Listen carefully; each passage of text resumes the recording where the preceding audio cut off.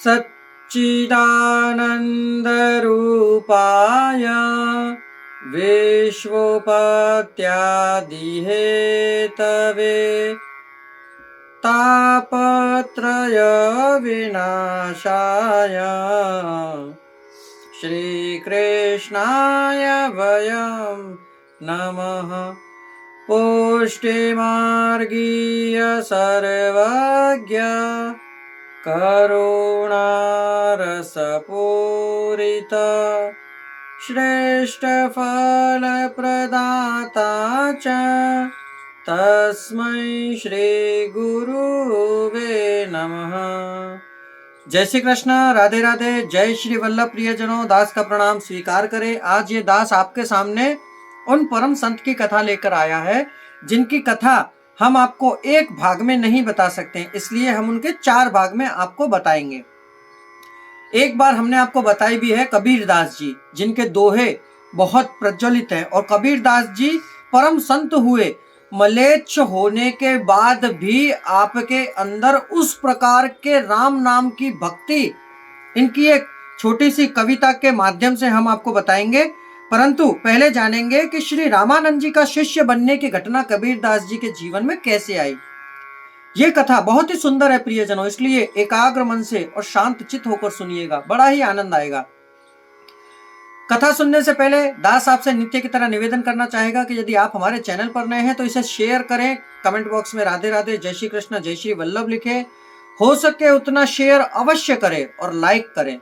तो चलिए शुरू करते हैं कबीरदास जी की कथा, भाग 1। कबीरदास जी की बुद्धि अत्यंत गंभीर थी और उनका हृदय प्रेमा भक्ति से सर्वदा परिपूर्ण एवं अति सरस था।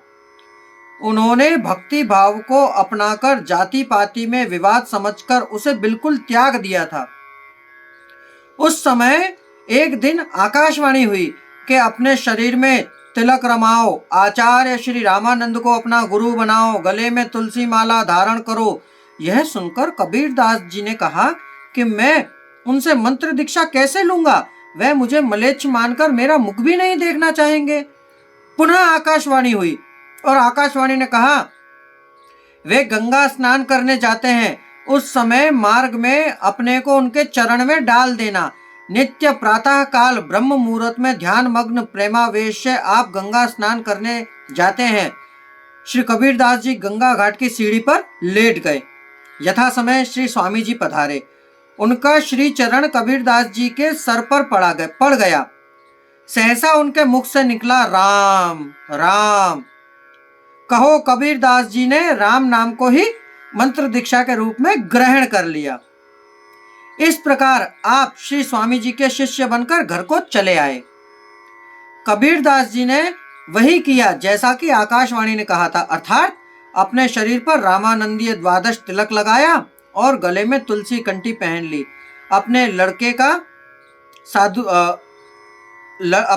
साधु वेश देखकर एवं उसे रात दिन राम नाम जपते देखकर माता ने इसे बड़ा उत्पान माना और बड़ा हल्ला मचाने लगी कि मेरे लड़के को किसी ने हिंदू बाबाजी बना दिया है। धीरे धीरे यह बात रामानंद जी के पास तक पहुंच गई। फिर किसी ने आकर भी यह बताया कि जब कोई उससे पूछता है कि तुम किसके शिष्य बन गए हो, तब वह आपका ही नाम लेता है। यह सुनकर श्री स्वामी जी ने आज्ञा दी कि उसे पकड़कर मेरे पास लाओ। आज्ञा अनुसार लोग कबीरदास जी को बुला लाए और पर्दे के पीछे बैठकर श्री स्वामी जी ने पूछा, हमने तुमको कब शिष्य बनाया? तब कबीरदास जी ने गंगा घाट की सब घटना स्मरण कराई और बोले, श्री राम नाम ही महामंत्र है, यह बात सभी शास्त्रों में लिखी है, वही प्रदान कर आपने मुझे शिष्य बनाया। यह सुनकर श्री स्वामी रामानंद जी बहुत प्रसन्न हुए और पर्दा खोलकर बाहर आए तथा कबीरदास जी को छाती से लगाकर बोले, वत्स तुम्हारा सिद्धांत सत्य है, श्री राम नाम को ही हृदय में धारण करो, आज से हम तुम्हारे गुरु हुए। श्री प्रियादास जी कबीरदास जी द्वारा रामानंद जी को गुरु बनाने की घटना का इस प्रकार वर्णन करते हैं। एक छोटी सी कविता। अति ही गंभीर मति सरस कबीर हिये लियो, भक्ति भाव जाति पाति सब ही टारिये, भई नभ बानी देह तिलक रमानी करो करो गुरु रामानंद गरे माल धारिये देखी नहीं मुख मेरो मान के मलेच्छ मोकु जात न हाथ गंगा कहीं मग तन डारिये रजनी के शेष में आवेश सो चलत आप परे पग राम कहे मंत्र सो विचारिये कीनी वही बात माला तिलक बनाए गात माती उत्पात माता सोर किए भारिये पहुंची पुकार रामानंद जू के पास यानी कहे को पूछे तुम नाम ले उचारिये ल्यावो जू पकड़िवा को कब हम शिष्य कियो ल्याए करी पर्दा में पूछ कहीं डारिये राम नाम मंत्र यही लिखो सब तंत्र तंत्रन में खोलिपट मिले सांचो मत उर्धारिये। कितनी सुंदर कविता है प्रियजनों। ये कविता रामानंद जी का शिष्य बनने की घटना को बताती है कि राम नाम मंत्र ही लिखो सब तंत्रन में खोलपट मिले सांचो मत उदारिये।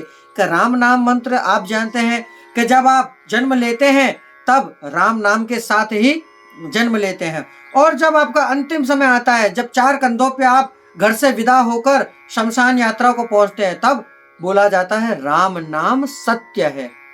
इस कलयुग के अंदर एक यही सत्य है, बाकी सब मिथ्या है। तो प्रियजनों, ये थी रामानंद जी का शिष्य बनने की कबीरदास जी की कथा। अगले भाग में हम आपको बताएंगे कबीरदास जी की दिनचर्या और उनके भगवत भाव को। तो अब दास को आज्ञा दीजिए, कल पुनः मुलाकात होगी कबीरदास जी की दिनचर्या के बारे में चर्चा करने के लिए। अब आज्ञा मांगते हैं। जय श्री कृष्णा, राधे राधे, जय श्री वल्लभ अस्तु।